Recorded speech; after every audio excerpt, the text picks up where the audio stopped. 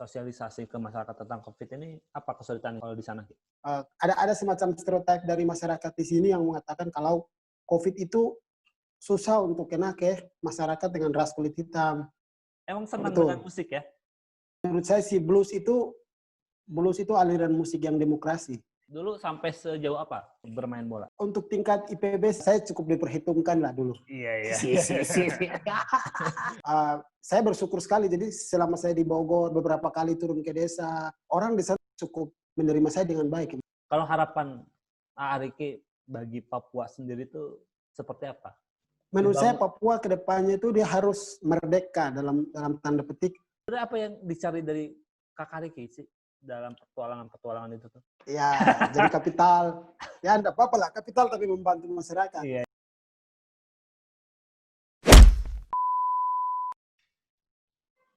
Halo teman-teman Paling Kita Talk Show, kali ini kita akan ngobrol-ngobrol lagi dengan seseorang yang sangat saya kagumi.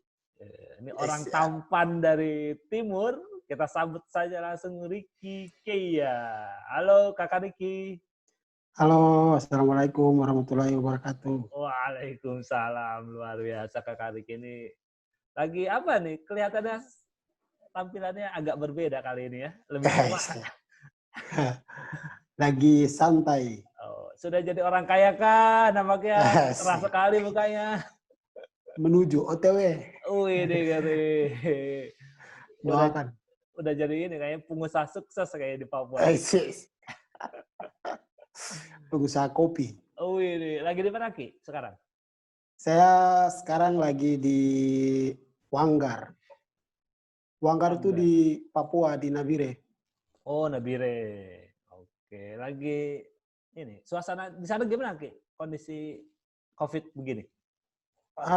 Suasananya meskipun sebenarnya sudah lockdown dari beberapa waktu lalu, jadi dibatasi pesawat apa semua, tapi aktivitas masyarakat ya bisa dibilang lancar-lancar saja. Berarti masyarakat kumpul-kumpul atau aktivitas seperti biasa itu tidak ada pembatasan secara berlebihan ya? Iya, sebenarnya aturannya sih memang harus dilarang atau apa, tapi tetap ya namanya masyarakat juga tetap begitu. Kalau di Nabire itu kan sebenarnya udah kota kan ya Ki? Iya. Masyarakatnya udah banyak pendatang juga ya di sana kalau di Nabire. Iya, sudah berbaur cukup banyak lah. Cukup banyak ya. Tapi kalau masyarakat Papua sendiri biasanya apa aktivitas utamanya di sana?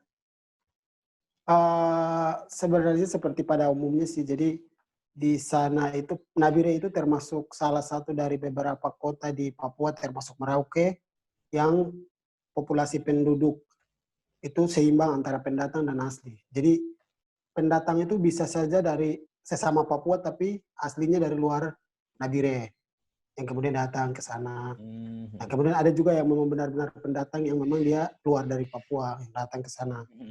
Nah, terus untuk aktivitas biasanya kebanyakan di perdagangan, pertokoan itu kebanyakan lebih dari orang pendatang yang di luar Papua.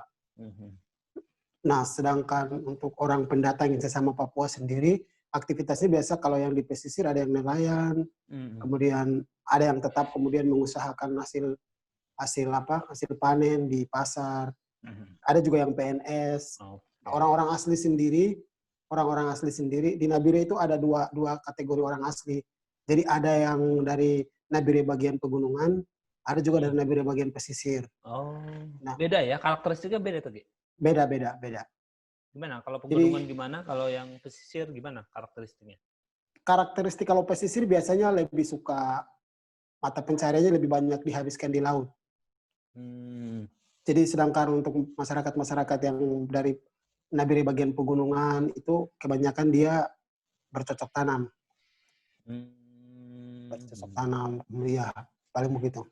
Kalau melihat konteks COVID gini, masyarakat mana yang paling menurut pandangan Riki paling terdampak efeknya bagi mereka?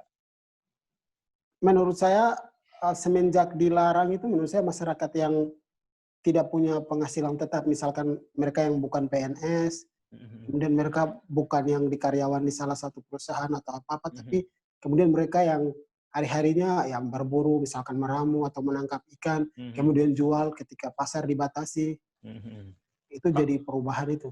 Kalau dibandingin sama yang masyarakat pesisir sama pegunungan tuh yang mana yang lebih terdampak? Pesisir atau pegunungan? Sebenarnya sih akses mereka di pasar, jadi pasar itu mempengaruhi dua-duanya. Tidak hanya yang dari gunung, tidak hanya yang dari pesisir, tapi kemudian mereka yang sering akses. Nah kebetulan masyarakat yang dari pesisir juga sama mengakses pasar, kemudian yang dari pegunungan juga mengakses hak pasar yang sama. Jadi ketika pasar digoyang, rasanya kedua-duanya berdampak. Oh iya ya, karena dua-duanya akhirnya melahirkan output yang itu Iya. ditemukan di pasar ya. Iya. Oke. Begitu. Kalau Kakak Riki sendiri sekarang masa COVID ini lagi apa? Sibuk-sibuk aktivitas apa nih?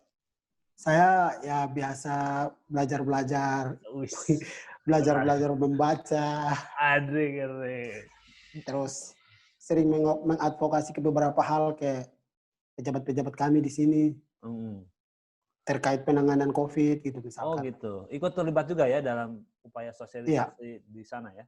Ya, tapi saya lebih sendiri, tidak bergabung ke misalkan ada LSM apa, saya lebih independen sendiri. Apa kesulitan dalam upaya sosialisasi ke masyarakat tentang COVID ini? Apa kesulitan kalau di sana? Ya, kesulitan terbesar yang pertama, kami mungkin orang baru, jadi meskipun asli di sini, tapi kemudian karena begitu lama, kadang dibilang ada semacam stereotip dari masyarakat di sini yang mengatakan kalau COVID itu susah untuk kena ke masyarakat dengan ras kulit hitam. Jadi ada semacam doktrin atau apa yang sudah terbangun di masyarakat. Jadi mereka berpikir, ada juga yang ibu-ibu bilang begini ketika dibilangin, ibu-ibunya bilang, kamu kayak tidak percaya sama Tuhan.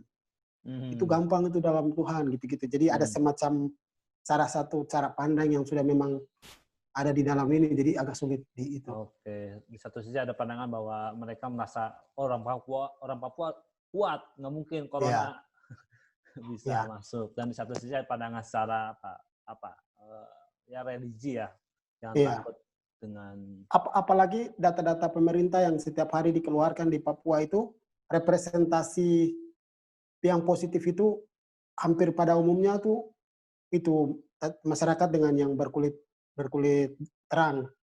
Nah, jadi itu hampir persen rata-rata itu tuh hampir semua itu tuh itu. Jadi kebanyakan orang dari luar datang gitu.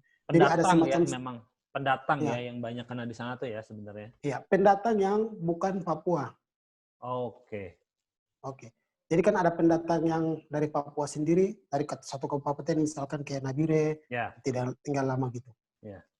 Berarti yang memang relatif secara data pun kulitnya terang sehingga memperkuat tadi persepsi masyarakat tentang bahwa mereka orang-orang Papua lebih kuat dan corona tidak akan mungkin masuk ke tubuh mereka. Padahal faktanya kan sebenarnya sama aja. Corona itu bisa masuk ke siapa aja ya. Oh itu ya pertama merubah persepsi masyarakat tentang pemahaman itu yang paling sulit. Kita agak bingung menjelaskan kalau COVID itu sebenarnya tidak pandang bulu. Mau kamu pastor, mau kamu pendeta, mau kamu kulit hitam atau apa, tetap saja dia serang gitu. Itu yang agak sulit. Oke. Berarti Kakak Riki kalau di luar aktivitas tentang corona gini biasa mengisi waktu-waktu luang karena banyak. Saya pikir kondisi hari ini kalau saya lihat orang-orang kayak waktunya menjadi lebih banyak gitu dan akhirnya banyak melakukan hal-hal yang lain. Nah, apa yang Kakak Riki juga lakukan di kondisi kayak gini? Saya beberapa waktu belakangan ini mengikuti kursus-kursus online yang mengarah ke peningkatan skill. Seperti apa peningkatan skill apa nih? Misalkan seperti ini, coding programmer, terus desain toko online, dan kemudian bagaimana cara menjual barang di iklan di Facebook kayak begitu. Yang seharusnya dulu kuliah itu. Iya. Dulu kan kuliahnya di komunikasi kan dan pengembangan masyarakat. Tapi sekarang masih tetap belajar ya. Ya, masih belajar, harus belajar. Emang harus terus belajar, Ki. Betul, Ki. Kita jangan merasa cukup dengan ilmu. Aduh. Iya. Luar biasa. Tapi kalau saya lihat itu. Gimana? Kalau saya lihat Kakak Riki juga nampaknya juga sangat aktif mengisi waktu-waktu luang dengan kegiatan berkesenian ya, terutama musik Ya, nih. Emang senang dengan betul. musik ya? Saya memang saya jadikan hanya sebagai konsumsi pribadi lah dulunya. Ah, Jadi banyak orang yang sebenarnya baru baru tidak nyangka kalau ternyata saya bisa musik. Oh itu memang dari dulu suka musik. Suka, memang dari suka. Kalau saya Dari dulu dengar-dengar memang suka. juga suara Kakak Deki juga nampaknya Iya, pernah iya, bermain di mana gitu kan? iya, iya, iya, iya, iya, iya. Kenapa nggak memilih apa berprofesi sebagai musisi kalau memang punya ketertarikan di musik? Eh, sebenarnya menurut saya mungkin tidak punya, kalau skill mungkin menyanyi apa mungkin bisa, tapi untuk jadi tenar itu kan mesti punya daya jual sendiri gitu. Oh. Tapi saya lihat Iya. Kakak Deki punya daya jual yang tinggi Iya, Pak. iya, iya. Iya, Dengan iya, dengan iya. ketampanan Kakak Deki yang penuh Iya, iya. pesona ini. Ya, saya memang tidak terlalu hanya sebatas untuk pribadi saja. Jadi memang tidak tidak jadi ketika mungkin Covid baru saya semakin aktif menyanyi sedikit-sedikit, tapi upload di khusus media media online saya saja, media sosial saya. Mhm. Ya, Oke. begitu. Kalau penyanyi idolanya siapa? Kakak Deki? Saya penyanyi idola saya Buddy Guy namanya. Buddy Guy. Iya, Itu penyanyi dari mana? Asal penyanyi mana? penyanyi aliran blues dari Amerika. Kenapa sosok itu yang Kakak Deki sukai? Sebenarnya bukan bukan sosok Buddy Guy-nya, tapi genre musiknya sih yang saya suka. Hmm. Jadi Kenapa? Genre musiknya gimana? menurut saya si blues itu aliran musik yang demokrasi. Jadi jadi siapa saja bisa bermain gitar sesuka dia, tapi kemudian tidak keluar dari aturan-aturan nada yang memang sudah ada. Jadi kita misalkan bisa mengekspresikan apa diri kita lewat musik itu. Jadi misalkan kalau ada beberapa acara-acara live blues itu, semua pemain-pemain gitar top itu dipanggil di depan, lalu ada satu orang yang kemudian jadi pimpinan yang biasa mengorkestrakan musik itu. Jadi siapapun bisa bermain sesuai kapasitas dia gitu. Tidak ada batas-batas. Saya juga bisa berarti ya? Ya, kalau bisa gitar ya bisa. Kalau nggak bisa gitar berarti nggak bisa. Saya nggak bisa gitar, nggak bisa nyanyi. Ya, itu dia bisa jadi penonton mungkin. Coba Ya, blues tuh kayak gimana sih, Ki? Coba bisa ngasih contoh nggak? Nyanyi blues tuh kayak gimana? blues itu yang kebanyakan dia pakai melodi. Jadi kayak misalkan film-film cowboy itu Ah, backsoundnya biasa pakai blues. oh iya iya. Kalau Ya, nyanyinya kayak gimana? yang Nyanyinya tenar kayak di gimana? blues itu ada dia nyanyinya kayak gimana? Dia agak mirip-mirip jazz. Jadi dia agak mirip-mirip jazz. Coba kasih contoh lah. Coba biar orang kayak saya ini. Sih. Saya kadang grogi. Nggak, siapa tahu Nanti nanti ada produser musik yang mendengarkan. iya, Menonton. iya, iya, iya, iya. Blues itu kayak gimana ya? Saya meskipun suka itu, tapi sampai saat ini tuh belum bisa dapat cara bermainnya. Tapi saya suka saja suka itu. Tapi saya kira pasti ada lah yang bisa lah dikit-dikit lah. Coba bisa Iya, kan? iya, iya, iya. Nanti kalau sering nonton itu biasa ada Buddy Guy, B.B. King yang terkenal di situ tuh. Ada B.B. King, Oke. terus ada Eric Clapton, banyak. Nah, ya, tapi Oke. saya lebih suka siapa tadi Buddy Guy karena selain suaranya agak serak-serak. Jadi blues itu enaknya di situ, agak suara serak-serak gimana gitu. Oh gitu. Ya ya. Iya. Berarti nanti saya kalau ketemu Kakak Riki saya harus minta Kakak Riki Iya, iya, iya. nyanyi Saya ya. juga harus belajar banyak sama abang nih. Alah. Saya yang belajar musik ke Kakak Riki. Berarti selain musik apa lagi hobi Kakak Riki itu? Saya biasanya bola, Mm-mm. futsal, bola. Ya, Dulu gimana kemudian bola? Dulu sampai sejauh apa bermain bola? ya untuk tingkat IPB sih saya punya saya cukup diperhitungkan lah dulu. Iya iya. Si. Bahkan hampir sampai seleksi Bogor cuma tidak jadi. Apa dulu posisinya Kakak Riki? Saya awalnya sebenarnya di sayap kanan, tapi kemudian pas di IPB pelatihnya mungkin lebih jeli melihat, jadi dia pasangkan saya di gelandang bertahan. Jadi kadang bantu back. Jadi, ya begitu. Iya.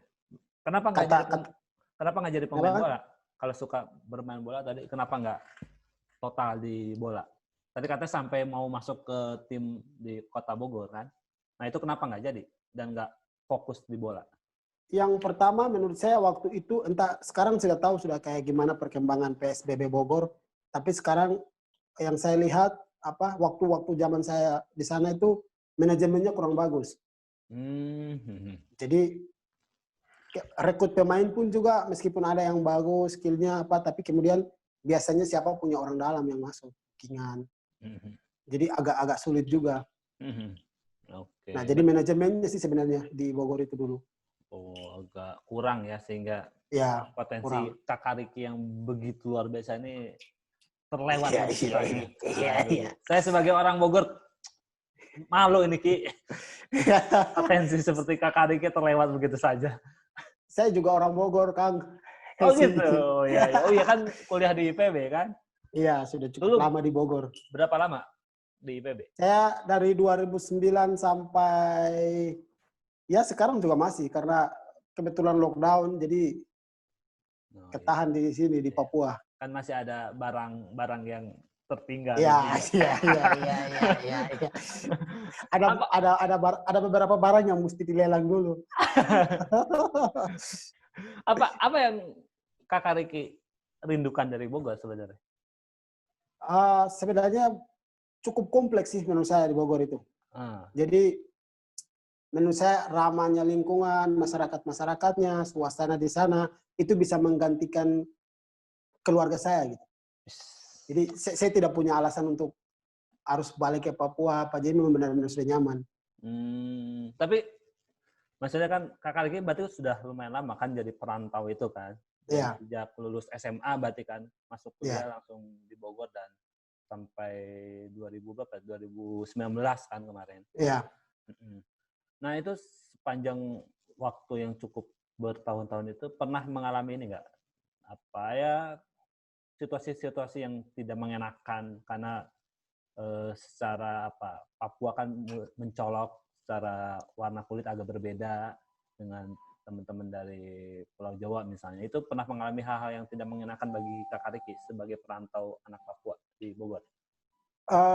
Kalau saya sih biasanya kan perantau ke Jawa baik di Bogor maupun beberapa daerah itu kan bergenerasi-generasi kan. Oh iya. Jadi bergenerasi-generasi. Jadi mungkin saya dampak dari beberapa generasi di atas saya yang kemudian tidak punya kesan tidak baik ketika bersosialisasi dengan masyarakat jadi kemudian saya juga ikut kena tapi saya bersyukur sekali jadi selama saya di Bogor beberapa kali turun ke desa misalkan ke Banten di daerah Baduy orang di sana cukup cukup menerima saya dengan baik kemudian saya bahkan dibilang bule dari luar kemudian dibilang pemain sepak bola Iya, iya, iya. olahragawan gini-gini gitu. Oke, Saya oke. cukup ya indikator saya rasa senang di sana karena ketika misalkan kita harus berpisah, komunikasi tetap masih terjaga, kemudian sama beberapa orang-orang di desa, di pelosok-pelosok di Bogor.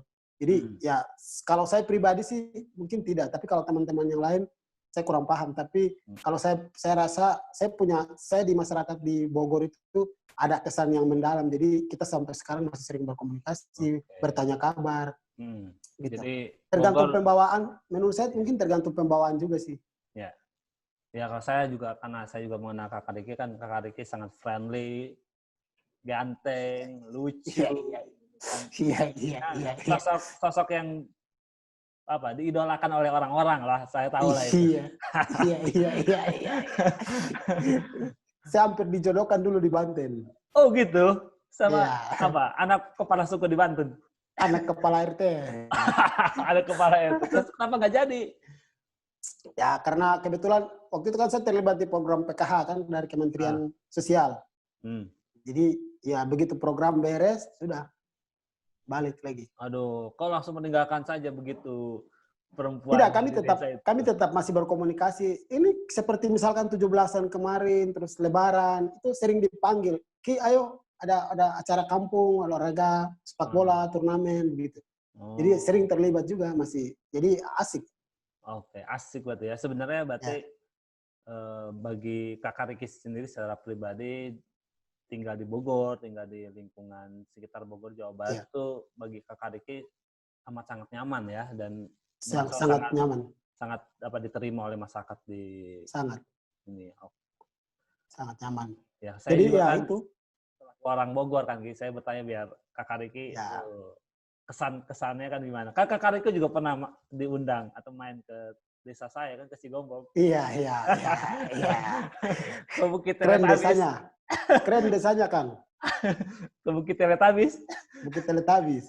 Ya, jadi menurut saya kalau mau apa namanya, kalau mau berteman dengan teman-teman baru atau ke tempat-tempat baru, mungkin ini kebetulan biar teman-teman dari yang Papua juga mungkin yang sama kayak saya, mungkin sebagai apa namanya solusi mungkin bagaimana bergaul. Ya menurut saya jangan sampai kemudian tindakan kita berlebihan sehingga ada pihak yang tersinggung. Karena waktu saya misalkan pergi ke sana, saya sama teman-teman saya, maaf misalkan cuma saya saja yang non, kemudian mereka agamanya beda dengan saya, tapi ketika harus mereka sholat, harus mereka puasa, saya rasa kita tidak ada sekat-sekat yang membeda-bedakan, jadi kita saling menghargai. Itu kemudian yang buat persahabatan kita, kemudian pertemanan saya sama lingkungan di Bogor, itu jadi kayak nyaman saja. Kita lebih mudah diterima. Oke, jadi Kakak Riki walaupun minoritas waktu di Bogor itu merasa bukan menjadi minoritas? Bukan. Sama saja gitu kan? Iya. Saya bahkan sering diganggu, weh hitam gini. Tapi itu menurut saya bukan yang negatif, tapi itu justru lebih merekatkan kita. Emosinya kita lebih dapat gitu. Jadi tidak tergantung kita menerima pesan dari luar itu kayak apa. Iya. Oke. Berarti kalau Kakak Riki selalu ya mungkin melihat bahwa ada apa kata-kata yang dilontarkan oleh anak-anak itu misalnya di teman-teman di Bogor itu sebenarnya konteksnya bercanda dan untuk ngalah merekamkan emosional ya. Betul. Saya bahkan ke beberapa perkampungan di sana tuh saya bahkan ditanya, AA dari negara mana gitu. Ya saya sampai ditanya gitu. Papua itu di mana? Papua itu apakah Irian Jaya? Kayak begitu. Apakah bahasa di sana bagaimana? Ditanya-tanya begitu. Atau jadi saya rasa ya gimana terus?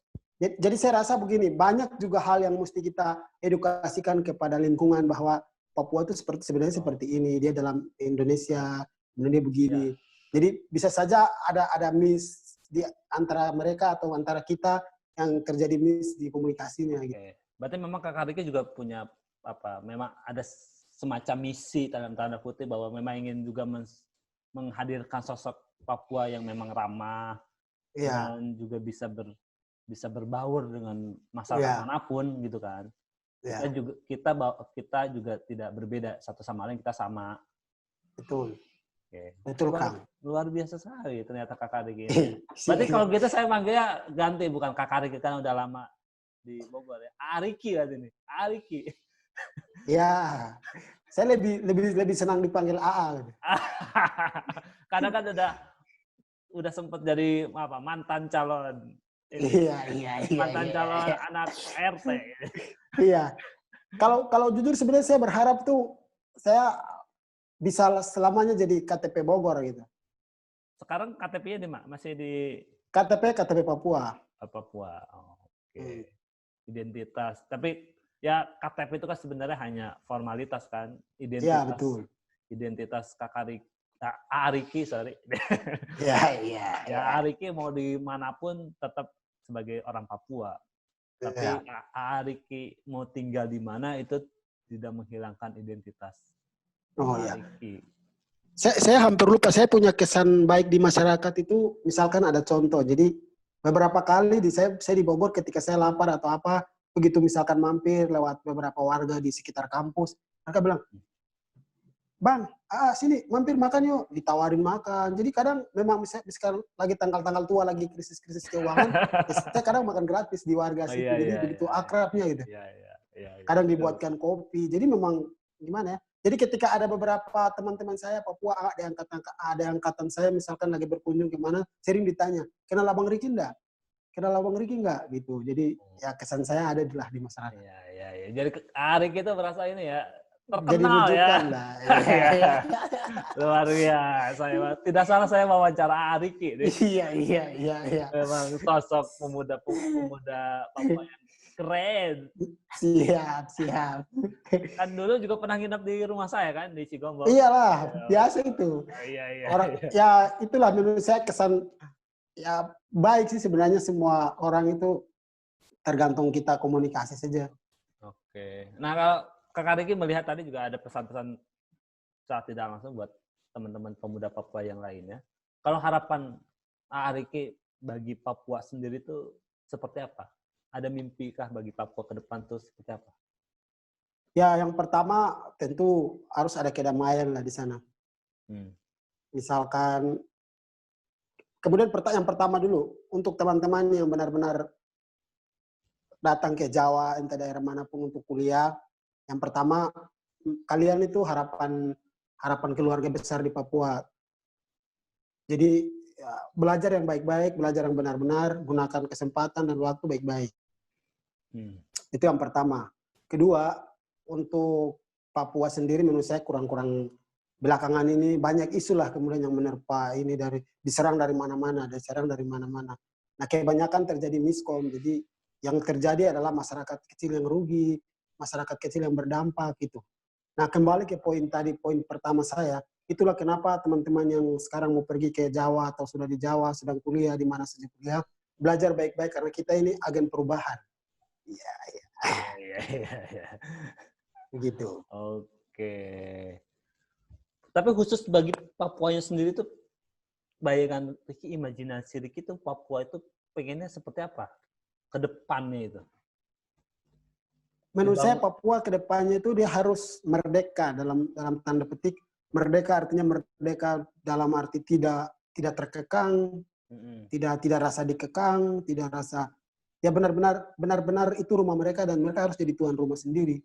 Gitu. Merdeka dalam arti itu, mengolah masak makan minum di dalam rumah itu ya harus mereka yang ngatur sendiri gitu. Nah, selama ini tuh itu tidak terjadi. Jadi mereka seakan menjadi, ini khusus untuk masyarakatnya, jadi mereka seakan tamu di rumah sendiri gitu.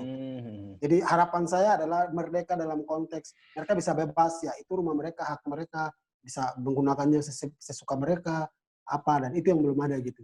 Jadi saya berharap sih ke depan tuh Papua itu baik tanah Papuanya, baik masyarakatnya tuh rasa merdeka di rumah mereka sendiri. Oke, luar biasa ini, emang cocok sekali ini jadi pemuda Papua panutan. Iya.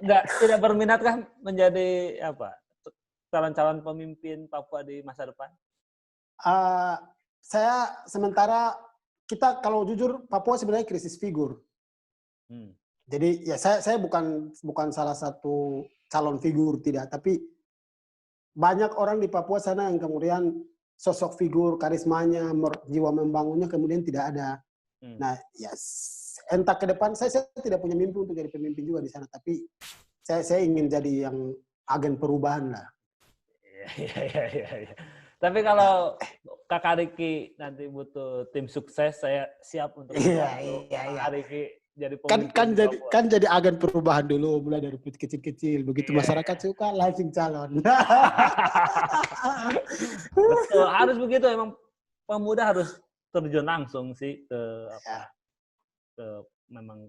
membangun masyarakat tuh memang harus turun tangan ya, Ki.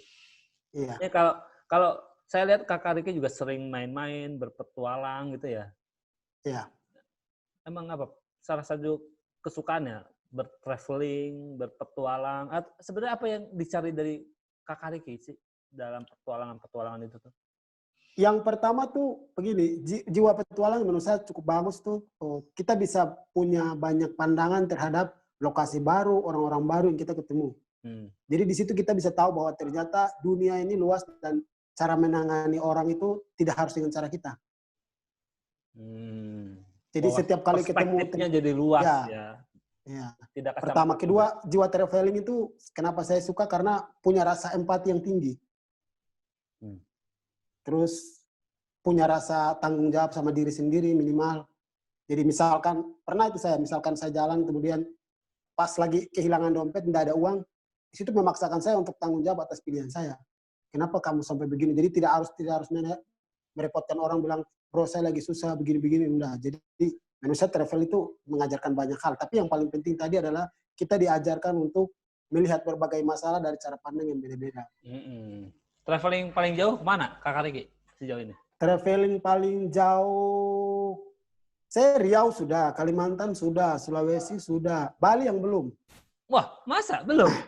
Iya. Nah, Bali terlalu mainstream. Iya, Bali terlalu banyak kapital. Iya. Gini.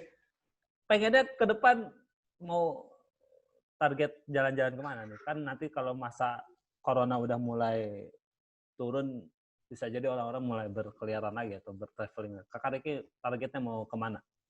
Karena saya sudah pernah di Merauke, kayaknya besoknya saya target ke Sabang. Ke Aceh? Iya. Oh, ujung ke ujung ya. Ujung ke ujung. Jadi itu baru harus bilang ya, saya ingin bilang bahwa ya, orang Indonesia harus begitu. Oh. Jangan ngaku Indonesia kalau belum pernah injak seluruh Indonesia. Iya. Luar biasa. Berarti kalau Kakak Riki ini apa? Hal-hal impian apa ke depan yang akan Kakak Riki lakukan selain tadi traveling itu? Apa lagi? Hal-hal yang ke depan akan Kakak Riki lakukan? Apa? Yang pertama, yang apa gimana? Sorry, Kang. Ya, hal-hal apa yang akan Kakak Riki lakukan ke depan? Selain traveling. Ya, selain traveling ke depannya apa mimpi Kakak Riki ke depan apalagi? Saya yang pertama ingin usaha, ingin jadi pengusaha. Jadi kapital ya? Ya, jadi kapital. Ya, enggak apa-apa lah, kapital tapi membantu masyarakat. Iya. Sosial kapital. Iya. Jadi kapital sendiri dong, Bang. Kapitalis, sosialis, kapitalis. Iya. Dalilnya ingin menyelamatkan masyarakat, ternyata memeras juga. Aduh, bahaya Kakak Riki ini harus dipantau terus. Terus gimana? Jadi pengusaha, ya terus? Nah, saya sebenarnya pengen jadi gini, itu sebenarnya kerinduan saya sih sebenarnya ingin bangun Papua itu. Jadi termasuk banyak sih anak-anak teman-teman Papua yang datang kuliah, dulunya aktivis, tapi begitu pulang yang jadi aktivis itu misalkan harus kembali ya menjilat pemerintah, kemudian mereka terlibat juga dalam pemerintahan, mereka justru jadi kapitalis, kemudian banyak juga mahasiswa-mahasiswa di sini kuliah sudah bagus-bagus, pas pulang jadi pengangguran.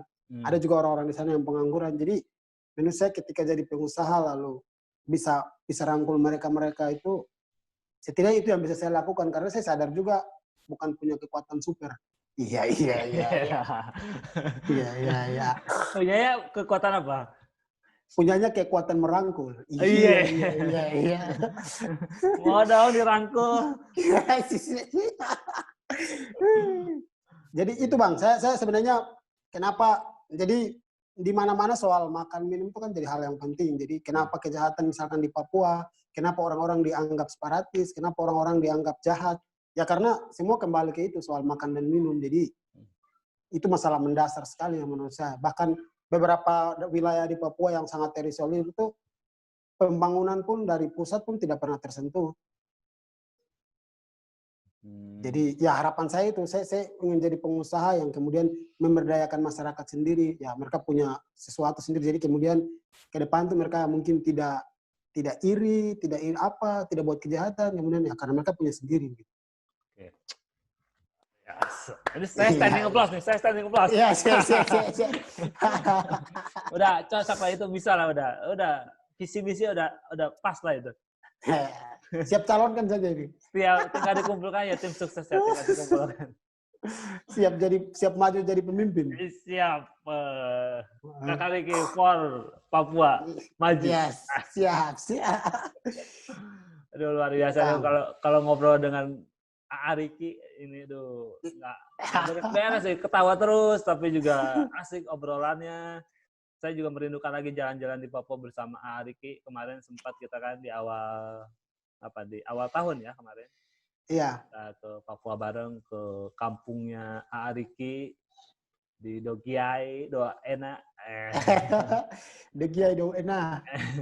Tapi sayang kurang lama ya, kita belum betul-betul di sana seperti apa, dan sungguh emang luar biasa tanah Papua tuh saya sungguh salut. Emang butuh sosok-sosok figur yang membangun seperti Riki yang punya perspektif yang luas, punya jiwa membantu masyarakat juga yang tinggi dan memahami persoalan yang kuat. Nah itu saya kira penting memang Ariki, walaupun Ariki tadi juga tidak ingin pindah dari Bogor, tapi tetaplah pasti jiwa kemanapun Ariki pergi pasti Ariki kepikiran terus Papua kan? Iya, iya. Luar biasa emang. Panutan sekali ini. Ariki ini obrolannya, ini berkualitas sekali nih saya kira. Yes. Emang nggak salah saya milih Ariki sebagai pemuda Papua yang keren. Iya. Okay. Harusnya saya jadi staf khusus nih, Presiden. Betul, harusnya ini staf khusus ini. Biar saya jadi asisten staf khusus. Iya. Presiden maunya anak muda yang berdasi jadi. Oh iya, kita kan tidak pernah berdasi. Kita berkaos terus. Kita nyeker terus. Kita selalu ke desa-desa kan. Iya. Oke, Ariki, terima kasih banyak nih ngobrol-ngobrolnya luar biasa. Siap.